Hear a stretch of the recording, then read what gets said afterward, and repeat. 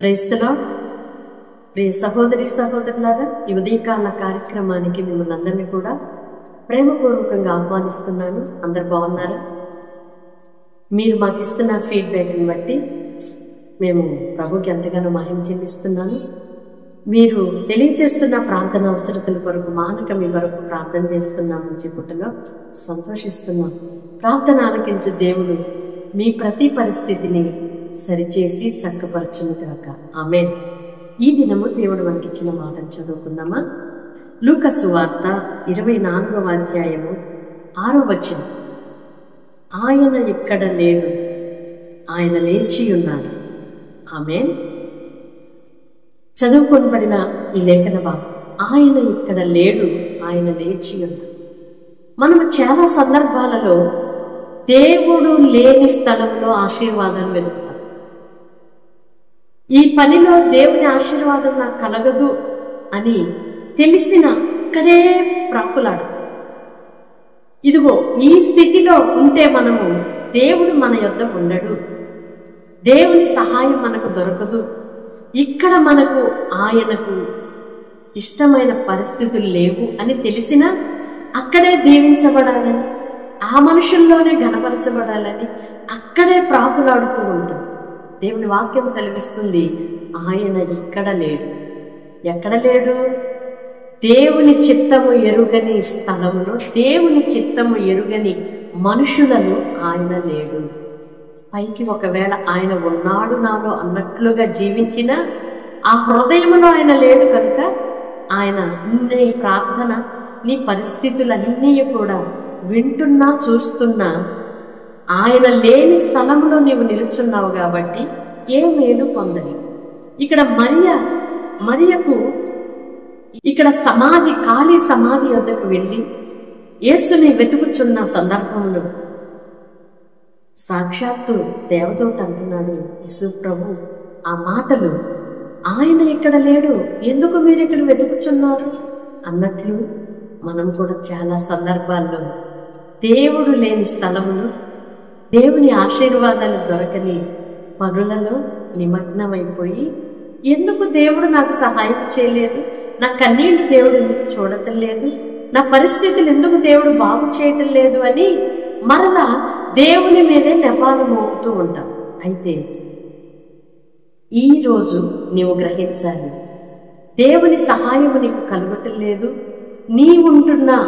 నీవు చేస్తున్న పనిలో సఫలీకృతుడు కాలేకపోతున్నావంటే, ఫలించలేకపోతున్నావంటే, ఒక అడుగు ముందుకు వేయలేకపోతున్నావంటే, ఎలాంటి అభివృద్ధి చూడలేకపోతున్నావంటే, ఎలాంటి క్షేమాన్ని నువ్వు అనుభవించలేకపోతున్నావంటే, ఆ పరిస్థితులలో దేవుడు అక్కడ లేడు.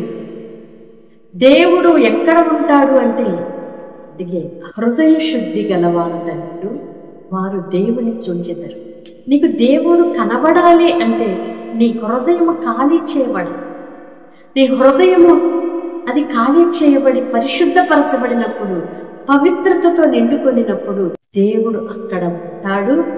ఆయన నీకు కనబడతాడు, ఆయన స్వరము నీకు వినబడుతుంది, ఆయన కార్యాలు నీవు చవి చూడగలుగుతావు. కనుక ప్రియ సహోదరి సహోదరుడా, నీ ఇంటిలో యేసయ్య ఉన్నాడా? నీ హృదయంలో యేసయ్య ఉన్నాడా? నీవు చేస్తున్న భక్తిలో యేసయ్య కనబడుతున్నాడా? నీవు వెళుతున్న మార్గములో దేవుని సన్నిధి నీతో ఉందా? ఒక్కసారి నీవే పరీక్షించుకొని, ఆయన నీతో ఉంటే నీకు జయము కలుగుతుందనేది మర్చిపోవద్దు. ఆయన నీ గృహములో ఉంటే సమాధానం కలుగుతుందని మర్చిపోవద్దు. ఆయన మనతో ఉంటే, ఆయన సన్నిధి మనతో ఉంటే కష్టమైన, ఇబ్బంది అయినా, శత్రువులే అయినా, అవమానాలే అయినా భయపడనక్కర్లేదు.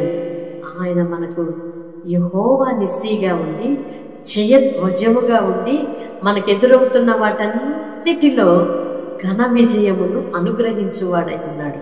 కనుక మన ప్రయాణంలో ఆయన ఉన్నాడా లేదు అని మనం పరీక్షించుకుందామా? దేవుడు అట్టి కనువిప్పు కలుగు చేయనుగా. ఆమేన్. పరిశుద్ధుడైన దేవా, ప్రేమ కలిగిన తండ్రి, ఏ పరిస్థితుల్లో మీరు మాతో ఉండరో, ఏ పరిస్థితుల్లో మీరు మాతో ఉంటారో నీ పిల్లలు గ్రహించుదురుగాక. అపవిత్రత ఉన్న చోట, అపవిత్రమైన పెదవులు కలిగిన మనుషుల మధ్య, అపవిత్రమైన అవమానకరమైన కార్యములు జరిగే గృహములలోనైనా, అలాంటి హృదయాలలోనైనా మీరు లేరు అనేది నీ పిల్లలు గ్రహించుదురుగాక. వారి పవిత్ర హృదయులై, పవిత్రమైన పెదవులు కలిగిన వారే, నిష్కళంకమైన హృదయం కలిగిన వారే, పరిశుద్ధమైన ప్రవర్తన కలిగిన వారే మీతో కూడా అడుగులు వేసే అనుభవంలో నీ పిల్లలు సాగుదురుగాక.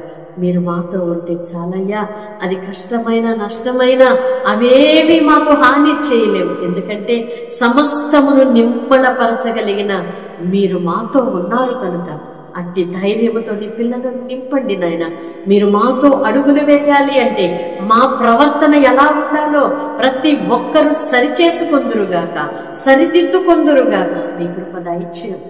ఈ ఉదయకాలపు దీవెనలతో నింపి నీ పిల్లల ప్రయాణాలలో, వారి ప్రయత్నాలలో మీరు తోడుగా ఉండి నడిపించి ఆశీర్వదించుమని యేసు నామములో ప్రార్థిస్తున్నాను తండ్రి.